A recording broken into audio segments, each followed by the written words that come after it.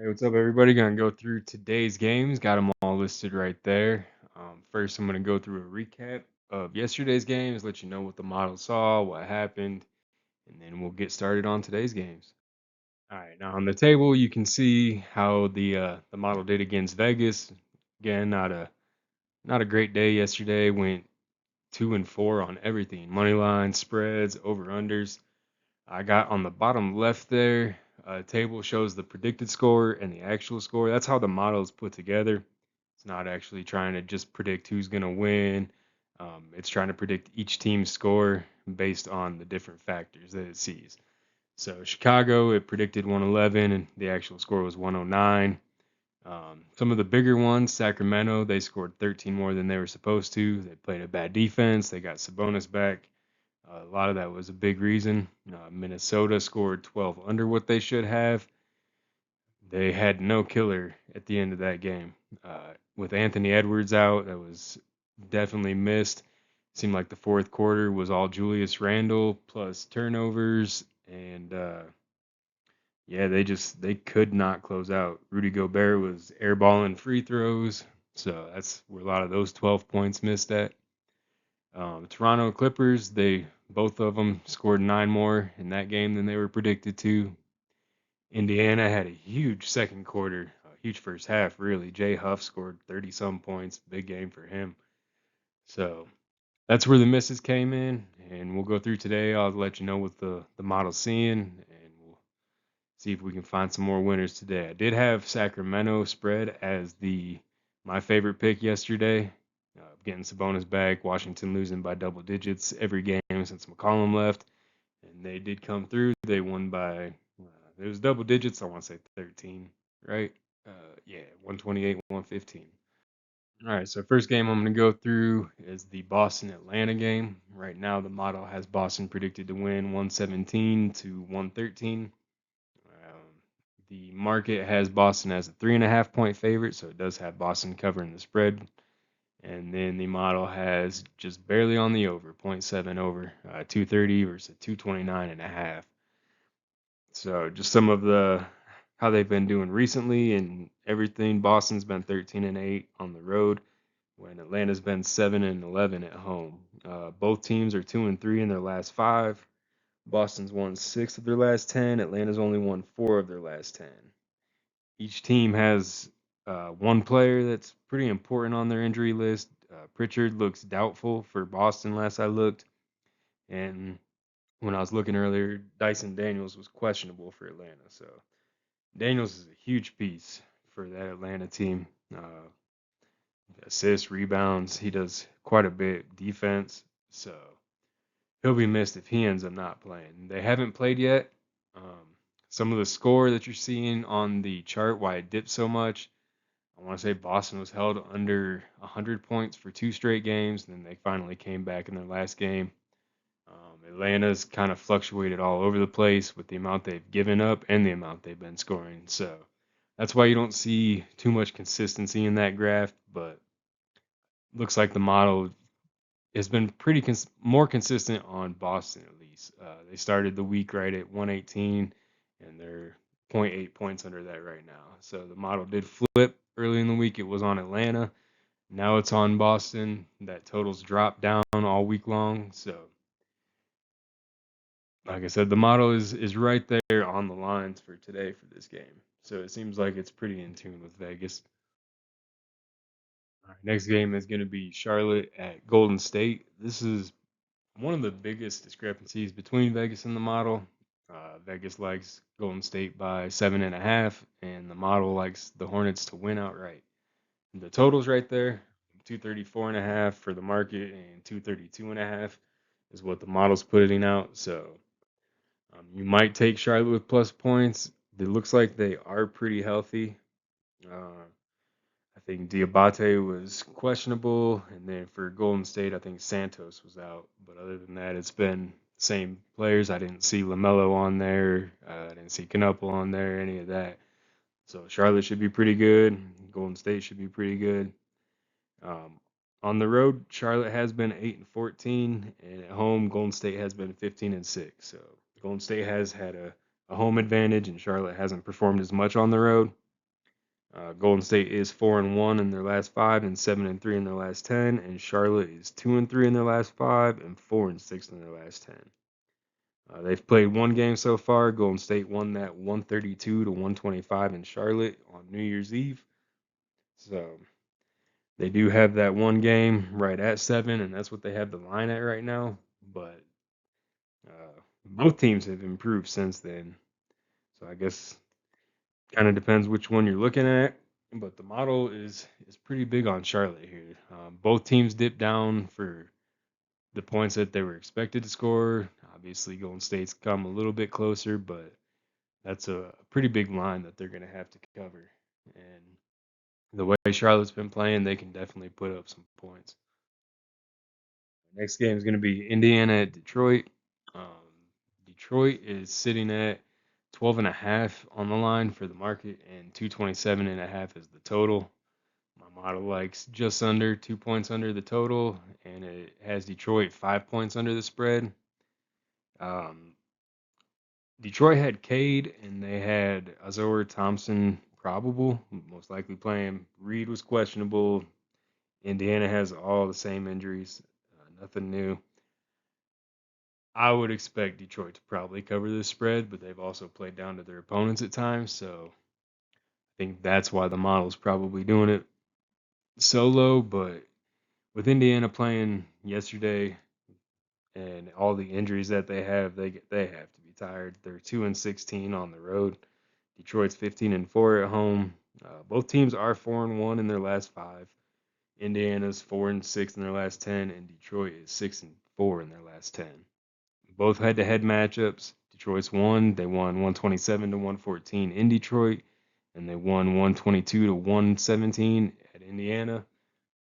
So one game they covered the spread that they have. One game they didn't. So the home game they did though. So the model still thinks, like I said, it's on the Indiana side, but I think with them playing last night and just the way that they've been playing in general, if Cade ends up playing and Thompson ends up playing, I think they'll probably cover that spread. All right, next we got the Lakers and Portland. The Portland line is all over the place with their injuries. They've had quite a few people out. Lakers are looking like they're going to have Luka out tonight, along with Reeves still. So, not sure who's going to be running the point for them. They got Hayes and Aiton both questionable, so they may not have a big man down there. So, this is a game might want to stay away, or at least wait until later, see who's actually going to play. See if Holiday or Grant play for Portland. See if Aiton's going to be in there. See if it'll be Jackson Hayes. Who knows? Um, Recently, though, the Lakers have been 13-7 away versus Portland's 11-10 at home. Lakers are 1-4 in their last five versus Portland's 3-2. The Lakers are 5-5 in their last 10, and Portland is 7-3 in their last 10. They've played two times. Each has won. Each one on the road. So they haven't played since November 3rd. Both games were really early. Portland won 122-108 in LA, and LA won 123-115 in Portland. So again, not anything I'd probably put my money on, but if you want to, that's what the model's like and based on how they've been performing. So day 1 to day 7, that is a different prediction made every single day based on all of the new information from the day before. All right, now we got Minnesota and San Antonio. Pretty consistent. A small bump midweek for San Antonio, small bump down for Minnesota, which that's going to be because Edwards has been out pretty much, especially that last day. They really needed him last night. So injuries are going to be key here. Castle was questionable. I think Ant might play today. I believe he was questionable. Vassel's still out for San Antonio. So they have played twice before. Minnesota's won both. They won 125, 110, 104, 103 in the last meeting. Both of them were in Minnesota. Minnesota has been 12-9 on the road, and San Antonio has been playing really well, 14-5 at home. Both are 3-2 in their last five, and Minnesota's 7-3 in their last 10, and San Antonio is 5-5 in their last 10. So the model likes Minnesota. The market has San Antonio still at 6.5. So based on that, maybe Anthony Edwards isn't playing. I'm not too sure. I know in the game last night they were talking about how he might, and I didn't see an update this morning when I was looking. Again, that's going to be the total too. Right now it's 4 points off. If Edwards plays, I would imagine that total's going to end up going up. If he is out, then the under will look a lot better. So they were the ones that scored less by 12 points than they were supposed to yesterday, and like I said, a lot of that is just not having him in there. When he's in there, he can open it up for not just himself, but Dante gets better shots, and the whole offense just looks a lot better. All right, next we got Oklahoma City and Miami, and it looks like the total's been mostly what's fluctuating on this. The spread's been pretty consistent. OKC 3 to 5.5. It looks like Miami will be missing Jaquez and Davion Mitchell today, though, and Hero is questionable. So I would imagine that's why the spread is up to 10.5. They did play a little over a week ago, I think it was, and Oklahoma City won by 12. So that's probably part of it too. There was a 100 or 236 was the total in that game. So the model's not liking it that high. Doesn't like OKC to cover that spread, but with the injuries, I mean, I think that's not going to hurt just Miami's offense, but it's going to hurt their defense. It'll give OKC a little bit of a boost, let them get some more confidence going. I know they were struggling a couple weeks ago. So OKC is 15-4 at home versus Miami 14 and or on the road versus Miami's 14-7 at home. OKC has been 5-0 in their last 5, 8-2 in their last 10, and Miami is 1-4 in their last 5 and 5-5 in their last 10. So Miami was doing pretty good. Then they had that can't or suspended game with the Chicago Bulls when the water was coming through the floor, and they've been struggling ever since that happened. So we'll see what's going on. Like I said, the model is liking Miami and it likes the under by quite a bit. So depending on how you think those injuries for Miami will affect them, that's how I would adjust the model predictions. All right, now we got Phoenix and New York, and the model's definitely giving that Madison Square Garden bump. Keeping New York up there because they haven't been looking too good. Brunson and Booker, I believe, are both questionable. So big pieces on both sides of that game. If one of those is out and one of them plays, I would definitely lean to the side of the player that plays. Phoenix is 1-0 head to head. They did win 112 to 107 in Phoenix a few games ago. Phoenix is 10-12 on the road versus New York 16-4 at home. Phoenix is 3-2 in their last 5, 6-4 in their last 10. New York, like I said, they've been struggling. 2-3 in their last 5 and 3-7 in the last 10. It's pretty terrible. So the total's been pretty consistent, right between 224 and 229 all week. Right now the market's sitting at 225.5, so right in that same range. And then the spread has been pretty much a coin flip there on day 2. Up to 5 points was the biggest on day 5 after it ran. So I wouldn't have huge confidence in the Knicks with the way they've been playing. I'm surprised they're 3.5 point favorites even with Booker out.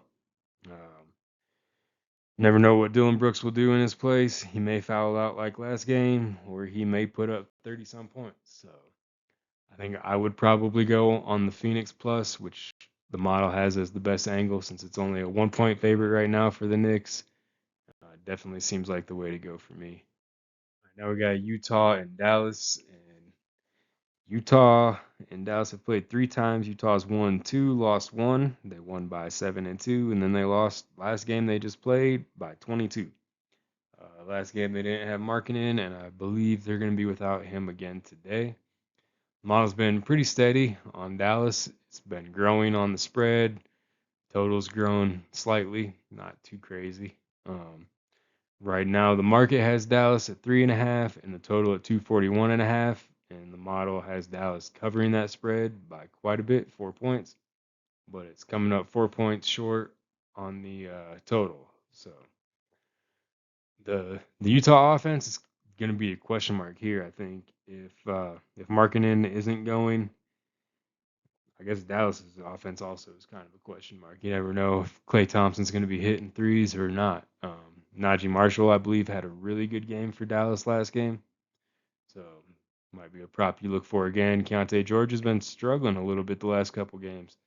I don't know if that's just because Markkanen's been injured or what's been going on with him, but he was really hot there for a long time. Utah is 5-15 on the road, and Dallas is 12-11 at home. Utah is 2-3 in their last five and 2-8 in their last 10. Dallas is 2-3 in their last five and 4-6 in their last 10. So slightly better numbers there. They've both teams have been having injuries in and out, but the model has been pretty consistent on Dallas. So looks like maybe if you don't want to risk it on the spread there, the money line shouldn't be too bad at just a 3.5 point spread. So, but the consistency is there for the Dallas side in the model. Now we got Washington and Denver. So we have a team with some injuries versus just a bad team. Like I said yesterday and earlier in this video, I believe Washington has lost every game by double digits ever since McCollum left. So that's 5 straight games, all by double digits. So they're 0-5 in their last five. They're 3-7 in their last 10, and they're only 4-17 on the road. And they did just play last night. Got beat by 13 by Sacramento. Denver's struggled a little bit at home. They're 11-6 at home, 4-1 in their last five, even without Jokic, and 6-4 in their last 10. Biggest question marks in this game is going to be if Jamal Murray, Aaron Gordon, or Bruce Brown play. I think they were all probable, so looks like they're all playing. But if some of them sit, that could hurt the Denver offense a little bit. Right now, the line is set at 12.5, and the over/under 232.5. The model, like this is one of the bigger spreads the model's had, 9.5, and then it's a few points under on the total. Like I said, it's going to be dependent on those players for Denver. If Murray and Gordon play, that's I would probably go the spread, maybe bump it down a few points to make it a little less risky. The over under is going to be a little more questionable. If Denver just blows them out early, then they might just kind of lean back and it might not make it up that high. If Washington can somehow keep it competitive, then the total, I could see it going over. But that might be one you just wait till the end of the first quarter and see how it starts to go. Try to make a live bet on it.